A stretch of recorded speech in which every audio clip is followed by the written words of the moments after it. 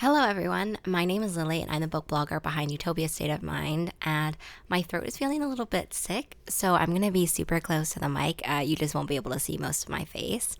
Today, I'm going to be talking about my September wrap up. I am very excited for this one. I read some books that I know are going to be in my favorites, recap of the entire year. As normal, though, I'm going to start off with what I made for September.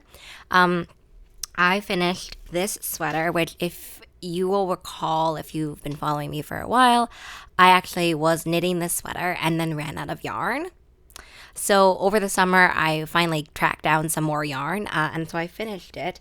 And also, if you've been following me for a while, you will know, or you might recognize this sweater because I knitted a version of it in a like succulent green color that essentially matched the cover of Last Violent Call. It was that same muted greenish, grayish, bluish color. So I did this one in red. The actual color is called Tampa Spice. This is it. It's kind of difficult to see. I will link down below the picture on Instagram that I posted with the sweater in a little bit further off and also on me. And I'll also link down below the grayish, greenish, bluish, green, like that sweater as well. I was making a lot of earrings in September. That's kind of been my new hobby that I've taken up. I'm wearing some now. It's kind of difficult to see. These are little kind of cats. I've been making them a lot. I kind of had this idea over the summer after I made the earrings for the Secret Shanghai Universe book series, which I will also link down below, the entire kind of earring set that I made. And then I also gave to Chloe. Each one had a special design based on the cover of one of the Secret Shanghai Universe books. After I made that, I really kind of rediscovered my passion for making earrings. This is not something new. When I was growing up in high school, I actually made a whole set of like little flower earrings and sold them to my friends for like a couple bucks. So it's been really fun to delve back into it. I now in my adulthood have, taken on a little bit more of that like toxic, I think I can be great at everything trait, and have really invested in a lot of different supplies to make the earrings. So I've really, really enjoyed making them. Now kind of my creative process is that I will do knitting a day and then kind of take some breaks of days afterwards, and then I'll do earring work or clay work. There are a lot of different pieces. Also, if anyone's interested, I guess, in seeing a video footage of kind of me making these bookish creations, I want to do another set of the Chloe ones because I don't have any for myself. I just made one set only and I gave them to Chloe, and now I don't have any. So maybe that'll be a future video. I think that would be really fun. But anyway, that's what I've been making. I also wanted to introduce a section into these wrap-up videos where I talk about a little bit about what I've been listening to. This was mostly inspired by, I think I saw something on TikTok from Jeanette McCurdy, who wrote, I'm Glad My Mom Died, or some sort of, version of that title. And Jeanette had this thing called Report, and each letter stood for something. So it was reading, eating, I think playing, and then, there were other things in there. And so I was really inspired to kind of introduce more of those elements into these wrap-up videos. So the things I've been listening to recently is a lot of Maisie Peters, because I will be going to a Maisie Peters concert next year. So I'm kind of starting to get the music seeped into my bones. So I will be prepared. So that's what I've been listening to. And now let's talk about favorite books. I'm just going to start off with the 3 books that I have physically. I can't find my copies of these other books on the list, so these are the only 3 that I could find. I'm very sorry to the other books that are on the list, but I couldn't find. I'm just going to start off with these ones, though, and then I'll go to the other ones. The first one on the pile is Wild Wishes and Windswept Kisses. I was on a book tour on Instagram for that. I've been doing a lot of these book tours on Instagram just because it's a lot easier to write like a 1-paragraph review. I've been really behind on review writing for the blog, and so the 1-paragraph review on Instagram has just been a lot easier recently. So definitely follow me on Instagram if you want more recent reviews, I guess. At the actual time that I'm reading some of them, I'm super backlogged on the blog, so just be patient with me. But anyway, this is Wild Wishes and Windswept Kisses. This is a sequel to Drizzle Dreams, and I never literally can remember the title, and it doesn't say here what it was. I think it's Drizzle Dreams and Hurricanes. I'll leave also the cover on this side as well. But this is a YA contemporary sequel. I wish that there were more YA contemporary sequels. I just think that, not only fantasy and sci-fi, they're not the only genres or mysteries that have sequels or the capacity for sequels. So I really love that this was a sequel. That was the first thing that I really loved. Secondly, I think that this book has a lot of really realistic conversations about love, in the way that, after we have our happy ever after, our happy ending, what comes next? I think that we can kind of view love as sort of a finish line kind of thing. We want to be together with someone and that's the end. But then afterwards, there are so many steps and conflicts and tensions and even things that we learn about ourselves afterwards that happens in that period of time. And so Wild Wishes and Windswept Kisses really delves into that. It also has a storm, which is kind of the impetus for it. Just like the first one, there are also really fun things in here. There are little bits of script. There's, I'm pretty sure, this like murder mystery party element to it as well, which I enjoyed. I'm trying to find like the actual page. Yeah, there's this murder mystery party as well in Wild Wishes and Windswept Kisses.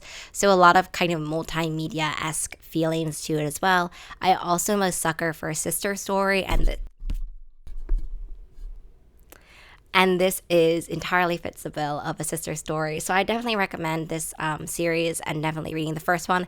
You definitely should read the first one before you read this one. I think you probably could read this one by itself, but I think that it would just be so much better and easier to see the character development over the two books if you read both of them. The next one is Those Pink Mountain Nights, which I keep thinking that it actually is the Pink Summer Nights, or some mishing or mashing is going up in my head with Greece and this book title, but it's Those Pink Mountain Nights, which is an incredibly shiny cover. I have to hold it like this because otherwise there's just so much glare. This is Jen Ferguson's second book. I really loved The Summer of Bitter and Sweet, so I had high hopes for Those Pink Mountain Nights and 100% smashed through them. This book has an interesting balance between friendship, character dynamics, and also mystery. There is a very sort of, I think that at varying points in the story, the mystery elements kind of peak out more than at other times, but this steady thrum of mystery and a missing girl and what the story is, the impetus basically of the story, I think was incredibly powerful. And at the end, when kind of this avalanche starts happening about what happened to her, where she is, all of those mystery elements and how it connects the community together as well. That is just so satisfying, considering we've gotten basically, 2/3 of the book to really get to know these characters and their own friendships and relationships and feelings that they're going through with their own family as well. So this one was just emotional. It is a different vibe, I think, than The Summer of Bitter and Sweet, but it feels so right and like so trademark Jen Ferguson generally.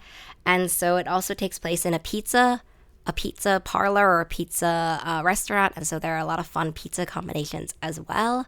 So overall, it was just a really fascinating, amazing, emotional read. The next one is Foul Heart Huntsman. This is the sequel to Foul Lady Fortune. It's also the end of the Secret Shanghai universe. So there's a lot riding on the shoulders, and it was just such a satisfying finale. I love how this book really balances characters, swoons, so romance, and also action. A lot of battle, a lot of fighting, a lot of running happening in Foul Heart Huntsman. I feel like it's also the thickest of all of the four. This was just a really fun sequel, and it's interesting to call it fun because there's just a lot of action and angst as well and tension.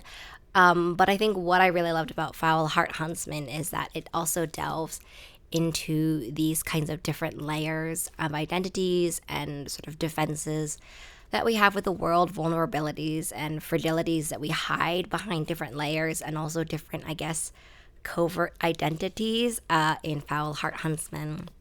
I have some of the swooniest scenes from the entire universe is here. I have some quotes, which I couldn't really share because I couldn't tell you who was saying what. But I really loved them, and this is just a great finale that I really, really enjoyed. I cannot wait to one day go back and read them all over again. But it was just such a massive undertaking to this universe, and so I had really high hopes, and this kind of fulfilled the desire for that emotional reconciliation, the emotional resolution, but also what's going to happen in terms of plot, in terms of the historical conditions as well. Whew, okay. The next three I don't have or can't find really. It's The Scarlet Alchemist by Kylie Lee Baker. I loved Kylie Lee Baker's The Keeper of Night, The Empress of Night. Like, I loved those books so much. I love Kylie's angry biracial heroines who are like ready to kind of take on the world, but also so deeply vulnerable at the same time. And The Scarlet Alchemist is entirely the same thing. The main character is just entirely my brand of just delightful, ruthless, ambitious, clever, cunningness, all with kind of like not afraid to get their hands bloody. 100% The Scarlet Alchemist. Some things I didn't expect in this book, but I really, really loved were the dynamics between the main character and her siblings. The chaotic trio of them are just so fabulous to read. I was writing Kylie when I was reading this, and I was like, I love them so much. There's also this soft kind of cinnamon roll love interest as well. It has just a lot of all of these elements that I really love, and Kylie brought them all together in such a satisfying, a little bit gruesome way, but it really has this kind of eat the rich vibe too, talking about inequality, ambition, privilege, and desperation and sacrifice, kind of all of those things wrapped up into one. Also, the biracial feels in this are intense and like very, very present. So I really loved seeing that and the way that it's brought into the world building, but also the cultural tapestry of the world as well. So thought I was going to love it, loved it even more than I ever thought I could. The next one is I'll Stop the World. This is an interesting historical fiction, timey-wimey, time-jumpy mystery book, I guess. So basically there are just these two timelines, and that's part of what I really loved about it, this tension between the two timelines. I love a good timey-wimey book. I think I'll Stop the World is my favorite recent timey-wimey book that really is delving into the nitty-gritties of what happens, what can you do to sort of impact time and also mess up time. You know, you're not really sure if you're going to do something good to the timeline or do something bad to the timeline. So that's certainly a thread, but I think another thread that really gets developed later on in I'll Stop the World is sort of individual capacity to make a difference, not only on this timeline, capital T timeline, but also within a community, within your family, with, you know, even on yourself, on your friends. I think that theme was really well developed, specifically towards the end, about what we're really here for, what our purpose is, what kind of difference we can make with our actions and our words. I think that if I just sum it up, I think the main 50% before 50% is really delving into these variety of different characters. There's a lot of different POVs, a lot of different people kind of unfolding. Then all of a sudden, once the connections between them become a lot clearer, then I think the plot really starts to get going and asking those thematic questions. So definitely would recommend if you like the timey-wimey goodness. And finally, it is This Dark Descent by Kaylin Josephson. I really liked, what is it called? The Storm Crow, I think, by this same author. So I was intrigued by This Dark Descent. I'm not gonna lie, didn't think I was going to pick it up until I saw Rosie Thor recommend This Dark Descent, and then immediately went to the top of my TBR. Then I found out a little bit more what it was about, because from you just seeing kind of the general cover on Instagram or, on social media, I wasn't really sure what it was about. I was thinking, is this a postage stamp? But no, it's kind of this ornate marble horse figure. So I only realized that after I actually picked up the book and was like, oh, I didn't know that that's what this was about. But basically, to me, it was like comped as Scorpio races, and sort of, what was it called? I got an email about it. I think it was like Jewish mob Mario Kart fantasy Scorpio races. So a lot of things that I was kind of like, how is this gonna work all together? Also, I didn't enjoy the Scorpio races as much as I wanted to. One of my main complaints, and I think you can see this on a video later in my channel, if I can find it, I will definitely get to you. But I wanted more horses in the Scorpio races. I wanted a more intense sense of competition, and sort of, that was the whole kind of point. And then I was lacking a little bit of the actual competition vibes, and also the horses. I know in Scorpio races, they weren't like all horses. They were kind of these sea-ish monster things. But, four-legged, horse-like animals, okay? So I wasn't really sure what to think going into this Dark Descent. But it took everything where I was kind of like, meh, in the Scorpio races, and enlarged it to 5,000,000%. I loved this book so much. I now can understand all of those different comps that were thrown out to it. So let's just start with the Scorpio races. It is a book about horse races, and I think it's like cross country. It's a deadly competition where also people are on horses or four-legged horse-like animals. But what I loved better about this Dark Descent is it really delves into kind of the magic and the lore and the world of the horses, and why that is important to the main character. I really could understand the ambitions of the characters a lot better in this Dark Descent than I ever could in the Scorpio races. So I'm just gonna, let's put the Scorpio races aside and talk back about this Dark Descent. The characters were so fabulous. Not only are there queer representation in the characters, which I love to see, but also they are so multifaceted in the way that they are trying to trust, but also keeping secrets, and betray, but also not revealing their hand. There's just a lot of interpersonal relationships, interpersonal developments, and dynamics in terms of kind of like, can I trust you? But also I like secretly, maybe betraying you as well. So that interaction is fun. And I loved seeing a friendship vibe or like a crew dynamic happen with these people who are just like so deeply untrustworthy and so invested in betraying each other at certain points. So love to see that.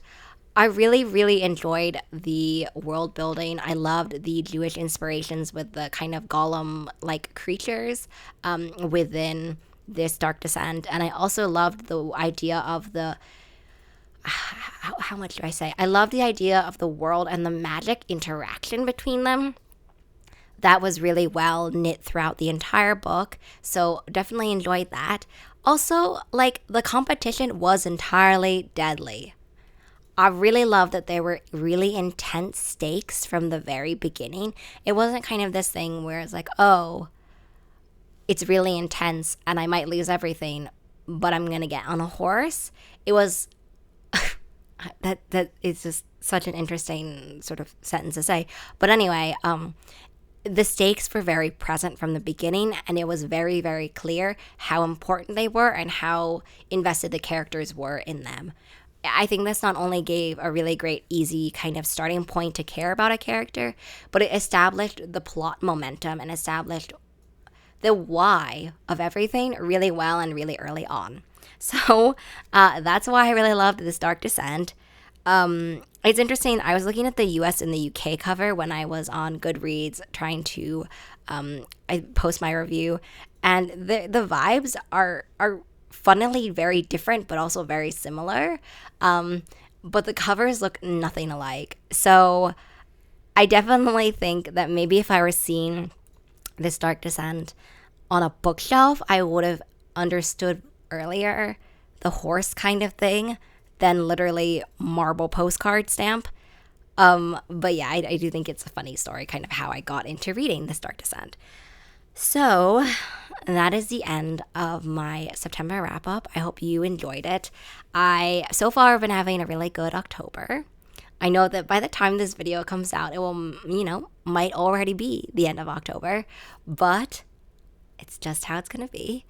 And I would love to know a book that you really enjoyed in September. We're wrapping up close to the end of the year, so please let me know down below a book you loved so much this year that you think that I should drop everything on my TBR and read it before the end of the year. I'd love to be challenged, but also to start making my TBR for 2024. I hope to see you in the next video. Have a really great rest of your reading day, week, month, and rest of your 2023 year. And I will see you in the next one. Bye.